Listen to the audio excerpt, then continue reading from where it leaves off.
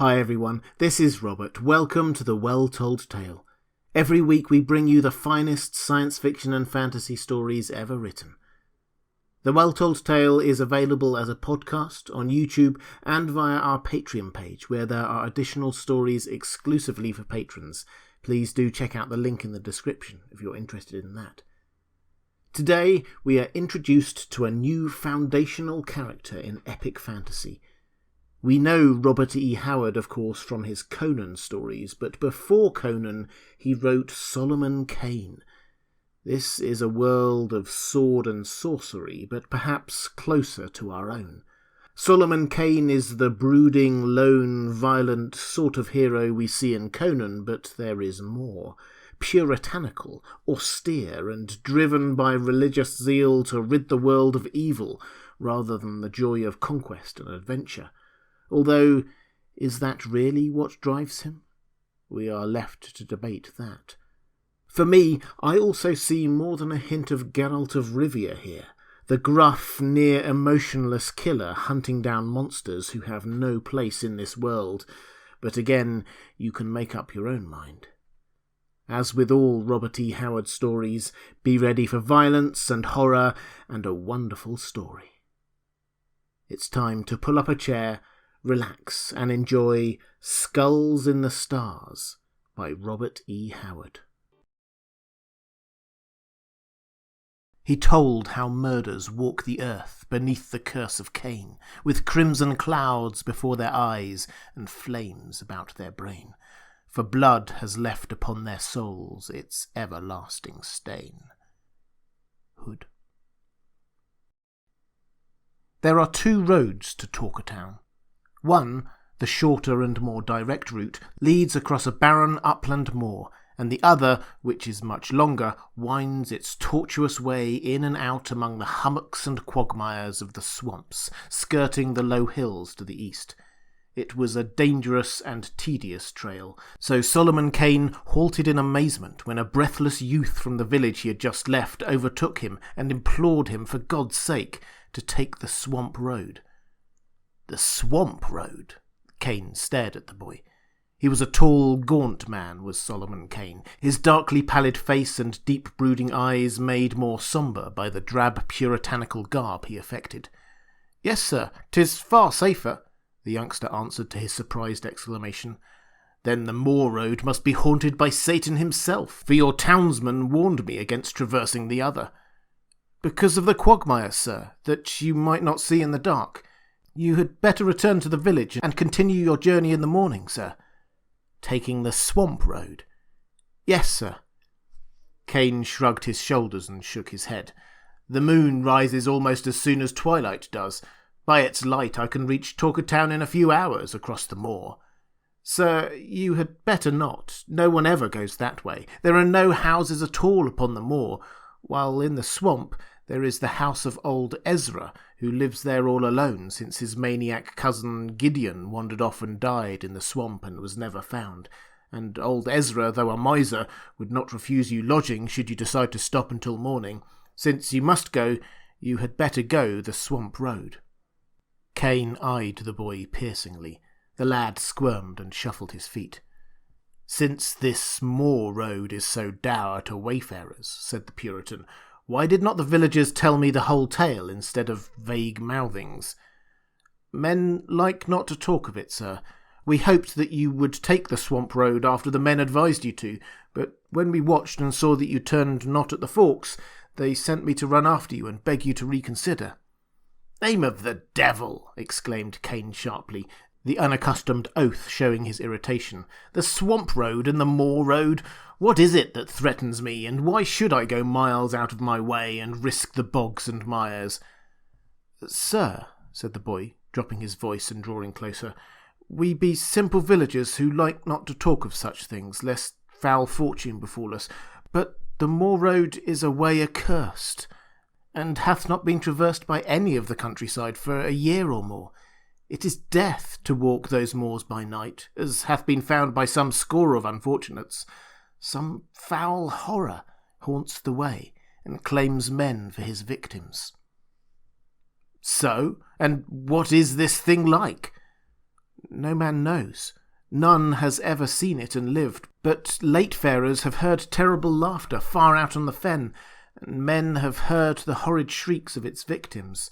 Sir, in God's name, return to the village, there pass the night, and tomorrow take the swamp trail to Talkertown. Far back in Kane's gloomy eyes a scintillant light had begun to glimmer, like a witch's torch glinting under fathoms of cold grey ice. His blood quickened. Adventure, the lure of life-risk and drama.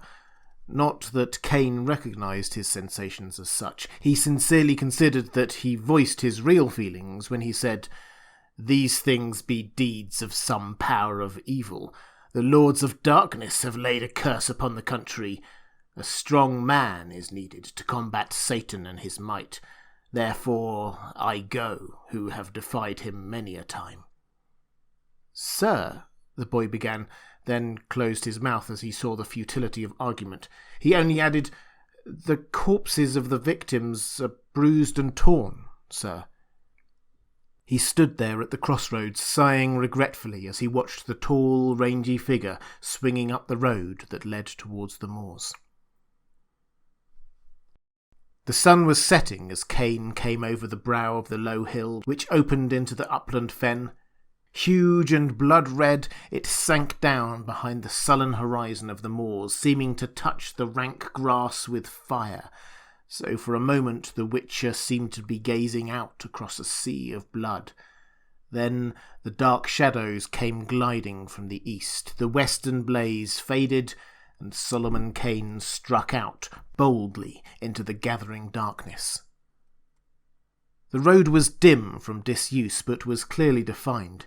Kane went swiftly but warily, sword and pistols at hand. Stars blinked out, and night winds whispered among the grass like weeping spectres. The moon began to rise, lean and haggard like a skull among the stars. Then suddenly Kane stopped short. From somewhere in front of him sounded a strange and eerie echo, or something like an echo. Again, this time louder. Kane started forward again. Were his senses deceiving him? No. Far out there pealed a whisper of frightful laughter, and again, closer this time.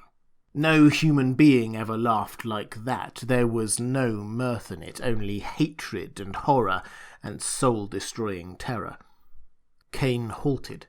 He was not afraid, but for the second he was almost unnerved. Then, stabbing through that awesome laughter, came the sound of a scream that was undoubtedly human. Kane started forward, increasing his gait. He cursed the elusive lights and flickering shadows which veiled the moor in the rising moon, and made accurate sight impossible. The laughter continued, growing louder, as did the screams. Then suddenly, faintly, the drum of frantic human feet. Kane broke into a run. Some human was being hunted to death out there on the fen, and by what manner of horror God only knew. The sound of the flying feet halted abruptly, and the screaming rose unbearably, mingled with other sounds unnameable and hideous. Evidently the man had been overtaken, and Kane, his flesh crawling, visualized some ghastly fiend of the darkness, crouching on the back of its victim, crouching and tearing. Then the noise of a terrible and short struggle came clearly through the abysmal silence of the night, and the footfalls began again, but stumbling and uneven. The screaming continued, but with a gasping gurgle.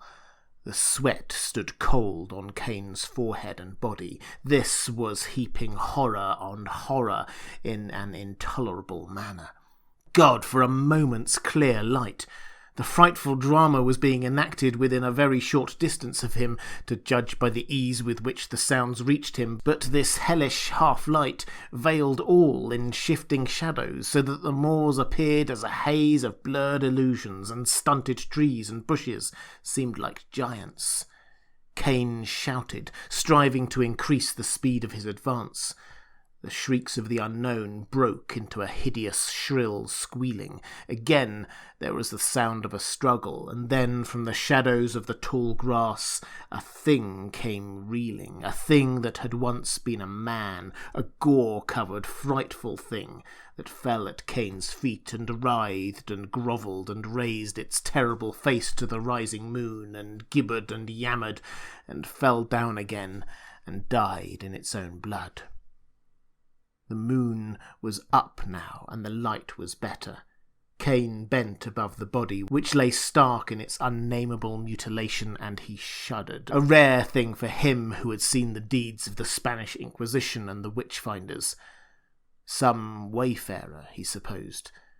Then, like a hand of ice on his spine, he was aware that he was not alone. He looked up, his cold eyes piercing the shadows whence the dead man had staggered. He saw nothing, but he knew, he felt, that other eyes gave back his stare, terrible eyes not of this earth. He straightened and drew a pistol, waiting. The moonlight spread like a lake of pale blood over the moor, and trees and grasses took on their proper sizes. The shadows melted, and Kane saw. At first he thought it only a shadow of mist, a wisp of moor fog that swayed in the tall grass before him. He gazed. More illusion, he thought. Then the thing began to take on shape, vague and indistinct. Two hideous eyes flamed at him, eyes which held all the stark horror which has been the heritage of man since the fearful dawn ages, eyes frightful and insane, with an insanity transcending earthly insanity. The form of the thing was misty and vague, a brain-shattering travesty on the human form, like yet horribly unlike. The grass and bushes beyond showed clearly through it. Kane felt the blood pound in his temples, yet he was as cold as ice. How such an unstable being as that which wavered before him could harm a man in a physical way was more than he could understand, yet the red horror at his feet gave mute testimony that the fiend could act with terrible material effect. Of one thing Kane was sure: there would be no hunting of him across the dreary moors, no screaming and fleeing to be dragged down again and again. If he must die, he would die in his tracks, his wounds in front. Now a vague and grisly mouth gaped wide, and the demoniac laughter again shrieked out, soul-shaking in its nearness. And in the midst of that threat of doom, Kane deliberately levelled his long pistol and fired. A maniacal yell of rage and mockery answered the report, and the thing came at him like a flying sheet of smoke, long shadowy arms stretching to drag him down. Kane, moving with the dynamic speed of a famished wolf, fired the second pistol with as little effect, snatching his long rapier from its sheath and thrust into the centre of the misty attacker. The blade sang as it passed clear through, encountering no solid resistance, and Kane felt icy fingers grip his limbs, bestial talons tear his garments and the skin beneath. He dropped the useless sword and sought to grapple with his foe. It was like fighting a floating mist, a flying shadow armed with dagger-like claws. His savage blows met empty air. His leanly mighty arms, in whose grasp strong men had died, swept nothingness and clutched emptiness. Naught was solid or real, save the flaying, ape-like fingers with their crooked talons and the crazy eyes which burned into the shuddering depths of his soul. Kane realized that he was in a desperate plight indeed. He bled from a score of deep wounds, but he never flinched, and the thought of flight never entered his mind. He had never fled from a single foe, and had the thought occurred to him, he would have flushed with shame. He saw no help for it now, but that his form should lie there beside the fragments of the other victim. But the thought held no terrors for him. His only wish was to give as good an account of himself as possible before the end came, and, if he could, to inflict some damage on his unearthly foe. There, above the dead man's torn body, man fought with demon, under the pale light of the rising moon, with all the advantages with the demon, save one, and that one was enough to overcome the others. For if abstract hate may bring into material substance a ghostly thing, may not courage, equally abstract, form a concrete weapon to combat that ghost? Kane fought with his arms and his feet and his hands, and he was aware at last that the ghost began to give back before him, and the fearful laughter changed to screams of baffled fury. For man's only weapon is courage that flinches not from the gates of hell itself, and against such not even the legions of hell can stand. Of this Kane knew nothing. He only knew that the talons which tore and rended him seemed to grow weaker and wavering, that a wild light grew and grew in the horrible eyes, and reeling and gasping, he rushed in, grappling the thing at last, and threw it as they tumbled about on the moor, and it writhed and lapped his limbs like a serpent of smoke. His flesh crawled, and his hair stood on end, for he began to understand its gibbering. He did not hear and comprehend as a man hears and comprehends the speech of a man, but the frightful secrets it imparted in whisperings and yammerings and screaming silences sank fingers of ice into his soul, and he knew. The hut of old Ezra the miser stood by the road in the midst of the swamp, half screened by the sullen trees which grew about it. The walls were rotting, the roof crumbling, and the great pallid and green fungus monsters clung to it and writhed about the doors and windows as if seeking to peer within. The trees leaned above it, and their grey branches intertwined so that it crouched in semi-darkness like a monstrous dwarf over whose shoulder ogres leer. The road, which wound down into the swamp among the rotting stumps and rank hummocks and scummy, snake-haunted pools and bogs, crawled past the hut. Many people passed that way these days, but few saw old Ezra, save a glimpse of a yellow face peering through the fungus-screened windows, itself like an ugly fungus.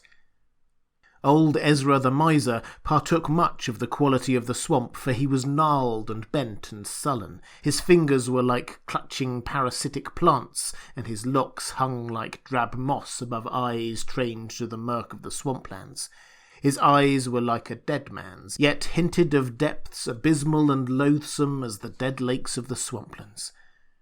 These eyes gleamed now at the man who stood in front of his hut. This man was tall and gaunt and dark. His face was haggard and claw-marked, and he was bandaged of arm and leg. Somewhat behind this man stood a number of villagers. "You are Ezra of the Swamp Road?" "Aye, and what want ye of me?" "Where is your cousin Gideon, the maniac youth who abode with you?" "Gideon?" "Aye." "He wandered away into the swamp and never came back. No doubt he lost his way and was set upon by wolves, or died in a quagmire, or was struck by an adder." "How long ago?" "Over a year." "Aye. Hark ye, Ezra the miser. Soon after your cousin's disappearance, a countryman coming home across the moors was set upon by some unknown fiend and torn to pieces, and thereafter it became death to cross those moors. First men of the countryside, then strangers who wandered over the fen fell to the clutches of the thing. Many men have died since the first one. Last night I crossed the moors and heard the flight and pursuing of another victim, a stranger who knew not the evil of the moors. Ezra the miser, it was a fearful thing, for the wretch twice broke from the fiend, terribly wounded, and each time the demon caught and dragged him down again, and at last he fell dead at my very feet, done to death in a manner that would freeze the statue of a saint." The villagers moved restlessly and murmured fearfully to each other, and old Ezra's eyes shifted furtively. Yet the sombre expression of Solomon Kane never altered, and his condor-like stare seemed to transfix the miser. Aye, muttered old Ezra hurriedly. A bad thing, a bad thing. Yet why do you tell this thing to me? Aye, a sad thing. Hearken further, Ezra. The fiend came out of the shadows, and I fought with it over the body of its victim. Aye, how I overcame it I know not, for the battle was hard and long, but the powers of good and light were on my side, which are mightier than the powers of hell. At the last I was stronger, and it broke from me and fled, and I followed to no avail. Yet before it fled, it whispered to me a monstrous truth. Old Ezra started, stared wildly, seemed to shrink into himself. Nay, why tell me this? He muttered. I returned to the village and told my tale, said Kane, for I knew that now I had the power to rid the moors of its curse forever. Ezra, come with us. Where? Gasped the miser. To the rotting oak on the moors. Ezra reeled as though struck. He screamed incoherently and turned to flee. On the instant, at Kane's sharp order, 2 brawny villagers sprang forward and seized the miser. They twisted the dagger from his withered hand and pinioned his arms, shuddering as their fingers encountered his clammy flesh. Kane motioned them to follow, and turning, strode up the trail, followed by the villagers, who found their strength taxed to the utmost in their task of bearing their prisoner along. Through the swamp they went and out, taking a little-used trail which led up over the low hills and out onto the moors. The sun was sliding down the horizon, and old Ezra stared at it with bulging eyes, stared as if he could not gaze enough. Far out on the moors reared up the great oak tree like a gibbet, now only a decaying shell. There Solomon Kane halted. Old Ezra writhed in his captor's grasp and made inarticulate noises. Over a year ago, said Solomon Kane, you, fearing that your insane cousin Gideon would tell men of your cruelties to him, brought him away from the swamp by the very trail by which we came, and murdered him here in the night. Ezra cringed and snarled. You cannot prove this lie. Kane spoke a few words to an agile villager. The youth clambered up the rotting bole of the tree, and from a crevice high up dragged something that fell with a clatter at the feet of the miser. Ezra went limp with a terrible shriek. The object was a man's skeleton, the skull cleft. How knew you this? You are Satan, stuttered old Ezra. Kane folded his arms. The thing I fought last night told me this thing as we reeled in battle, and I followed it to this tree, for the fiend is Gideon's ghost.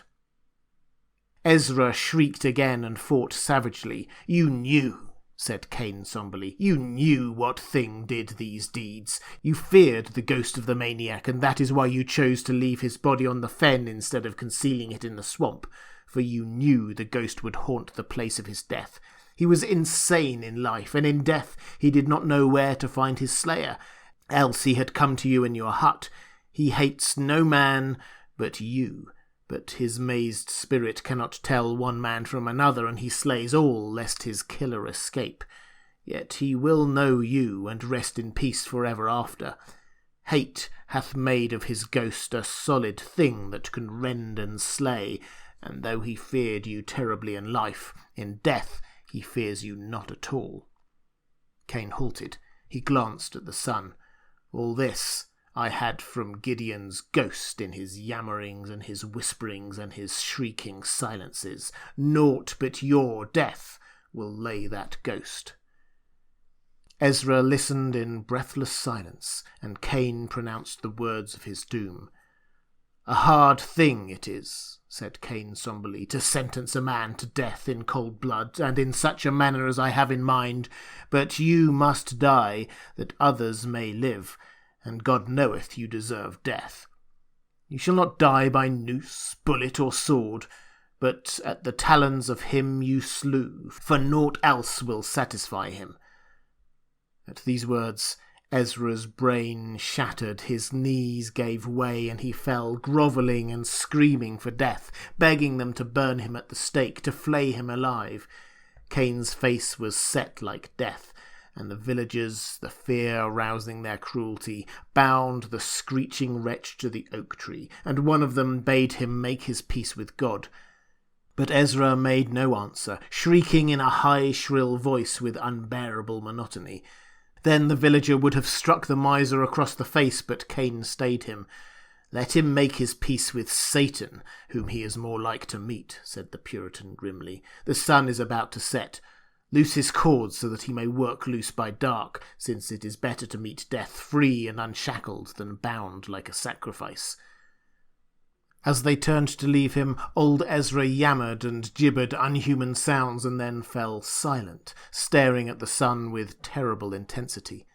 They walked away across the fen, and Kane flung a last look at the grotesque form bound to the tree, seeming in the uncertain light like a great fungus growing to the bole, and suddenly the miser screamed hideously. "Death! Death! There are skulls in the stars!" "Life was good to him, though he was gnarled and churlish and evil," Kane sighed. "Mayhap God has a place for such souls where fire and sacrifice may cleanse them of their dross, as fire cleans the forest of fungus things. Yet my heart is heavy within me." "Nay, sir," one of the villagers spoke, "you have done but the will of God, and good alone shall come of this night's deed." "Nay," answered Kane heavily, "I know not. I know not." The sun had gone down, and night spread with amazing swiftness, as if great shadows came rushing down from unknown voids to cloak the world with hurrying darkness. Through the thick night came a weird echo, and the men halted and looked back the way they had come. Nothing could be seen. The moor was an ocean of shadows, and the tall grass about them bent in long waves before the faint wind, breaking the deathly stillness with breathless murmurings. Then, far away, the red disk of the moon rose over the fen, and for an instant a grim silhouette was etched blackly against it. A shape came flying across the face of the moon, a bent, grotesque thing whose feet seemed scarcely to touch the earth, and close behind came a thing like a flying shadow, a nameless, shapeless horror. A moment the racing twain stood out boldly against the moon, then they merged into one unnameable, formless mass and vanished in the shadows. Far across the fen sounded a single shriek of terrible laughter.